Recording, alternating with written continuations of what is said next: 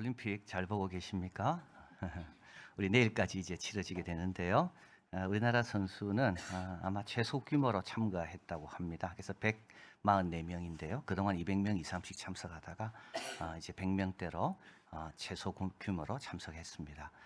그런데 지금 금메달 13개로 지금 그동안 받았던 최고의 메달에 이미 도달해 있습니다.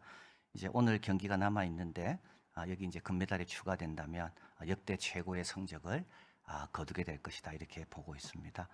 이번 메달 획득에서 우리 할머니들의 역할이 있었다는 것을 알 수 있습니다. 여러분 잘 아시겠지만 유도에서 은메달과 동메달을 딴 허미미 독립운동가의 후손입니다.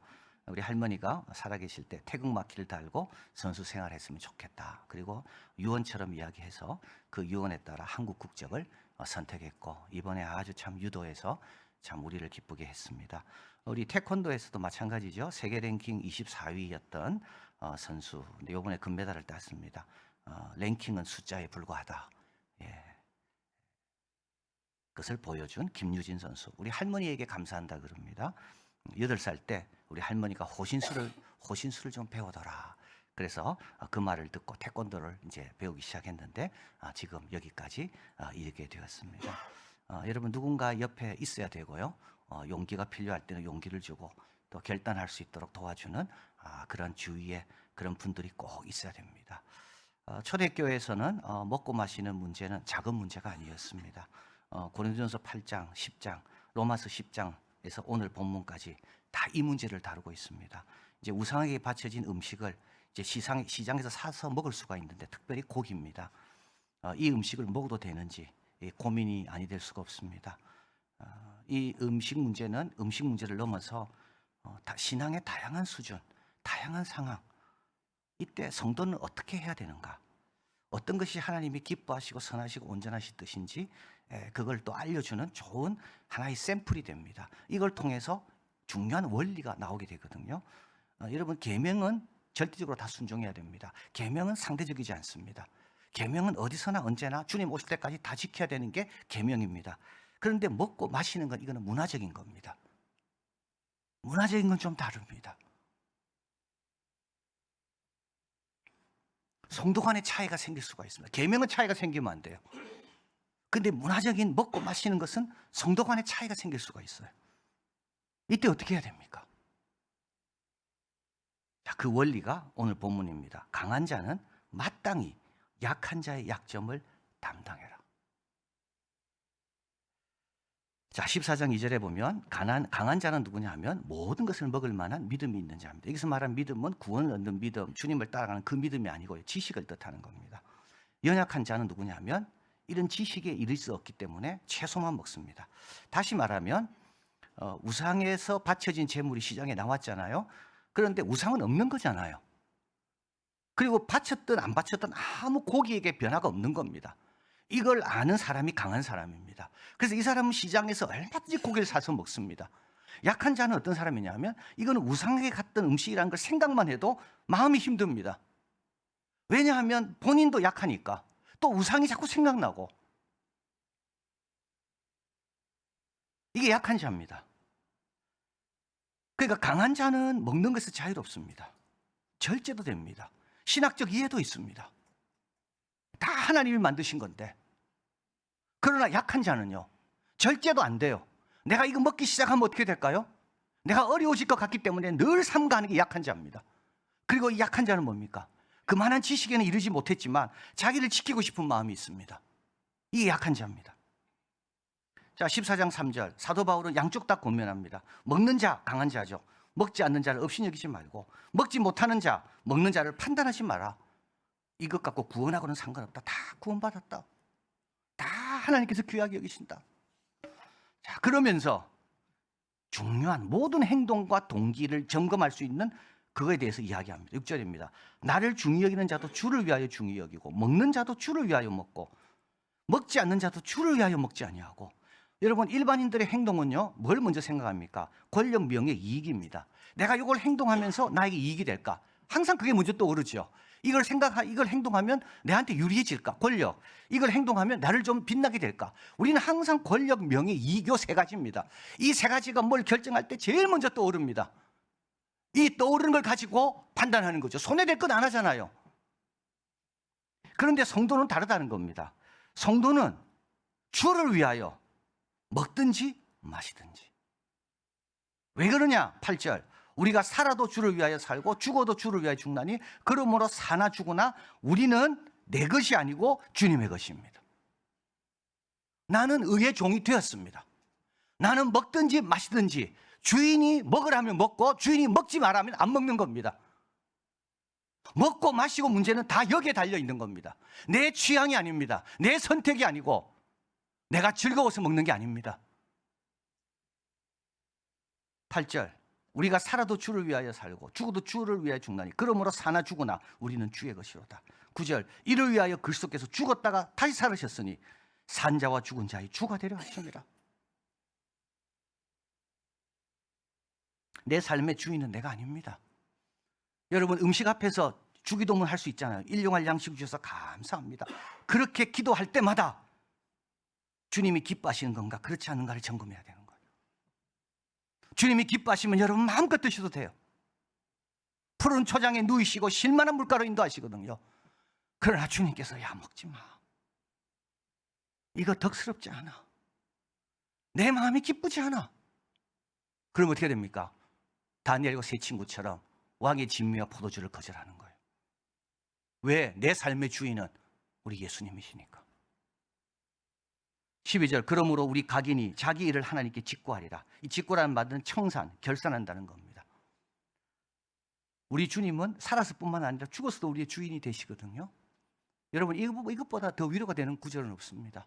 여러분 사나 죽으나 우리 주인이 나를 돌보시기 때문에 아무 걱정할 게 없습니다. 이것만큼 위로가 되는 구절은 없습니다. 그러나 동시에 이것만큼 우리의 삶의 모든 기준이 되는 것도 없습니다. 나는 누구 것이요? 주의 것입니다. 그리고요 먹고 마시는 건요 사소한 문제가 아닙니다. 주님 앞에 섰을 때 직고하리라 청산하실 겁니다. 자, 사도 바울은 그러고 나서 강한 자에게 말합니다. 13절. 그런즉 우리는 다 강한 자입니다. 사도 바울도 이런 지식도 있고 사도 바울도 우상이 없습니다. 그래서요 다 먹어도 됩니다. 사도 바울은. 그래서 우리는 강한 자입니다. 다시는 서로 판단하지 말고 부딪힐 것이나 거칠 것을 형제 앞에 두지. 여기 형제는 약한 자입니다. 자, 이제 강한 자가 어떻게 해야 됩니까? 내 삶의 주인이 주님이라면 먹고 마시는 게 주의 뜻대로 행해야 된다면 강한 자는 어떻게 해야 됩니까? 약한 자 앞에 부딪힐 것이나 거칠 것을 두지 않는 겁니다. 그들에게 갈등을 주지 않는 거예요. 나는 자유로워요. 그러나 나의 이 모습을 보고 갈등할 그 사람을 생각하면서 나는 어떻게 됩니까? 안 먹는 거예요. 거칠 것이나 부딪힐 것, 그의 성장에 방해가 되고 그 영혼을 불행하게 하는. 15절. 만일 식물을 인하여 내 형제가 근심하게 되면 내가 사랑으로 행치 아니함이라. 여러분 계명은 사랑과 상관없습니다. 그대로 지켜야 됩니다. 그러나 문화적인 상황에서는 뭐가 중요하다고요? 사랑이 중요합니다.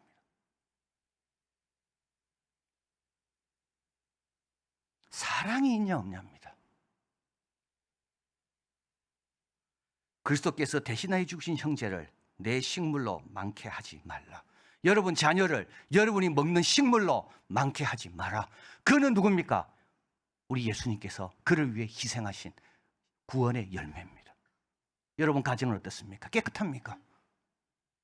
우리 자녀들이 내가 뭘 먹고 마시는 걸 볼 때마다 교회에서 배운 거하고는 다른데, 여러분 우리의 식물로 내 형제, 우리 가족을 많게 하지 마라. 나는 절제가 돼요. 그러나 그걸 본 우리 자녀는 절제가 안 될 수 있다는 거예요.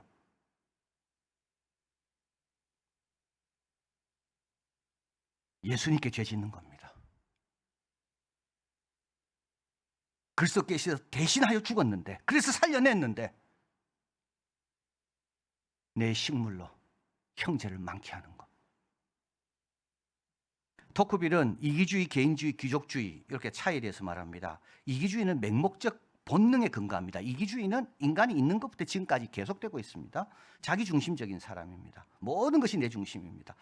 모든 덕성의 씨앗을 마르게 하는 것이 이기주의입니다. 개인주의는 뭐냐면 민주주의와 사회의 평등에 비례해서 확산한 새로운 가치관입니다. 이건 타락한 감정은 아닙니다. 근데 이것은 잘못된 판단이고 지성의 결핍에서 옵니다. 조상을 잊게 합니다. 후손에 대해서 무관심하게 합니다. 동시대인들로부터 고립시킵니다. 이게 개인주의입니다. 근데 개인주의는 결국 어떻게 간다고 봅니까? 이기주의로 갑니다. 기독교는 개인주의 아닙니다. 우리는 받은 유산이 있다고요. 믿음의 유산, 신앙의 유산. 우리는 동료가 있다고요. 약한 사람들. 우리는 나타날 세대가 있다고요. 그들을 향해서 믿음을 전수해주는. 자, 귀족주의는 뭡니까? 평등에 있어서는 큰 오류를 범하고 있지만 살다간 사람들, 조상들, 자기 뒤에 나타날 후손들, 이걸 위해 자기의 개인적인 만족을 종종 희생하라는 점에서 배울 것이 있다. 귀족은 자기 집안이 유지되기를 원하거든요. 개인주의가 아닙니다. 귀족은 평등에 있어서 큰 오점을 갖고 있지만 책임감에 있어서는 우리가 본받을 것이다. 우리는 누굽니까?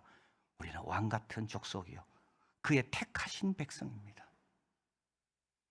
여러분 400개 주를 보셨잖아요. 혼자 뛰는 게 아니라고요. 바톤을 받았으면 그 바톤을 가지고 그 다음 바톤까지 이어줘야 되는 게, 그게 우리의 자리라고요. 나의 달려갈 길을 달린다 그랬잖아요. 나의 달려갈 길은 어떤 길입니까? 누군가 달려온 길을 이어서 달리는 길입니다. 선한 싸움을 싸운다 그랬습니다. 그 선한 싸움은 내 혼자의 싸움이 아닙니다. 우리 모두의 싸움입니다. 그리고 믿음을 지킨다 그랬죠. 그 믿음을 지킨다는 것은 믿음을 물려주는 걸 뜻하는 겁니다. 17절, 하나님 나라는 먹는 것과 마시는 것 아니요. 너무 고집 부리지 말라는 거예요. 내 먹는 것 가지고 너무 고집 부리지 말라는 거예요. 나는 괜찮다고 계속 주장하지 말라는 뜻입니다. 먹는 것과 마시는 것 아닙니다. 성령 안에서 의와 평강과 희락입니다. 여러분 먹을 때 기쁘잖아요. 그 차원이 아닙니다. 하나님 나라에서 우리에게 주는 이 축복은 도덕적으로 흠이 없고 화목하고 하늘의 기쁨입니다. 이건 어떻게 된다고요? 성령 안에 있을 때요. 성령 안에 있다는 말은 뭡니까? 성령의 인도를 따를 때, 육신의 소욕을 성령으로 다스릴 때.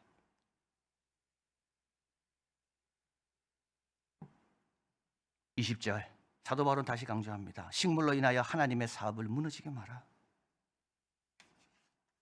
21절, 고기도 먹지 말고 포도주도 마시 아니하고 무엇이든지 내 형제로 거리끼게 하는 일을 아니함이 아름다우니라. 여기서 고기와 포도주는 이방 신에게 제사 드릴 때 사용했던 음료요, 음식입니다. 고린도서 18장 3절, 그러므로 만일 식물이 내 형제로 실족해 하면 나는 영원히 고기를 먹지 아니하여 내 형제를 실족해 아니하리라. 고기 없어도 삽니다, 여러분. 포도주 없어도 산다니까요. 하나님 나라가 있다고요. 우리 예수님이 위에서 보시고 기뻐하신다고요. 자, 이렇게 서로의 약점을 담당하고 할 때, 이건 지금 강한 자에게 주시는 말씀입니다. 5절, 이제 인내와 안위의 하나님이 너희로 그리스도 예수를, 이게 예수님 본받는 거고, 우리 하나님은 이걸 우리에게 원하시는 거죠. 그리고 우리 하나님은 위로해 주시고 인내하도록 도와주십니다. 6절, 한 마음과 한 입으로 하나님 곧 우리 주 예수 그리스도로 아버지께 영광을 돌리게 하려 하노라. 자, 여러분 한번 보십시오. 약한 자들이요, 강한 자들의 사랑을 볼 때 하나님 영광 돌려요. 약한 자들이, 강한 자들이 자기 마음대로 할 때 하나님과 힘들어지지만, 거꾸로 강한 자들이 약한 자를 위해 자기를 절제하고 사랑의 마음으로 참을 때 이들은 어떻게 한다고요? 하나님께 영광 돌린다고요. 그리고 강한 자들은요, 약한 자들이 이런 것들을 극복하고 나아가면서 성장해 나갈 때 결국 또 어떻게 된다고요? 강한 자가 됐을 때, 약한 자의 약점을 담당할 때 강한 자들이 하나님께 영광 돌리는 겁니다. 오늘은 우리 조국 광복을 기념하는 주일입니다. 우리 대한민국 강한 나라가 되었습니다. 여러분, 이거 그냥 강하게 주신 게 아닙니다. 그냥 우리가 이렇게 복받는 이유가 그냥 있는 게 아닙니다. 다른 더 큰 이유가 있습니다. 약한 자의 약점을 담당하라고, 북한의 약점을 좀 담당하라고, 그 짐을 나누라고. 그래서 우리에게 이렇게 축복하시고 우리를 도와주신 거예요. 그리고 앞으로도 계속 도와주실 거예요. 언제? 우리가 약한 자의 짐을 지겠다는 그런 마음과 준비가 되어 있을 때. 이걸 위해서 우리는 먹든지 마시든지 주의 영광을 위해서 하는 것부터 연습해야 됩니다. 식물로 형제를 어렵게 하지 말고 하나님의 사익에 걸림이 되지 않도록 먹는 거 마시는 거 영원히 나는 하지 않겠다, 이와 같은 결단과 헌신과 성숙이 우리 한국교회 성도들에게 있어야 됩니다. 이것이 나아가서 조국의 사명에도 쓰임받게 하는 중요한 시금석이 된다는 겁니다. 성령 안에서 의와 평강과 희락, 한 마음과 한 입으로 주를 찬양하는 그날이 교회 안에서, 가정 안에서, 우리 나라 안에서 오게 될 줄을 믿습니다. 사랑하는 하나님 감사합니다. 강한 자는 그냥 강한 게 아니라 십자가가 더 많고 짐이 더 많고 삼가야 될 게 더 많습니다. 우리를 이렇게 편안하고 잘 살게 해주신 것은 그냥 마음대로 살라는 게 아니라 약한 자의 약점을 담당하라고 주님께서 이렇게 축복해 주셨습니다. 이거 잊지 않게 도와주시고 이제부터 하나님의 사업을 내 식물로 무너뜨린 일이 없도록 사도 바울처럼 형제가 실족한다면 나는 영원히 고기를 먹지 않으리라는 그런 결단과 그런 마음과 그런 헌신으로 살아서 의와 평강과 희락의 삶을 살고 우리 아버지과 이웃에게 걸림이 아니라 시온의 대로를 열어주는 복된 자들 되게 하여 주시옵소서. 예수 그리스도 이름으로 기도하옵나이다. 아멘.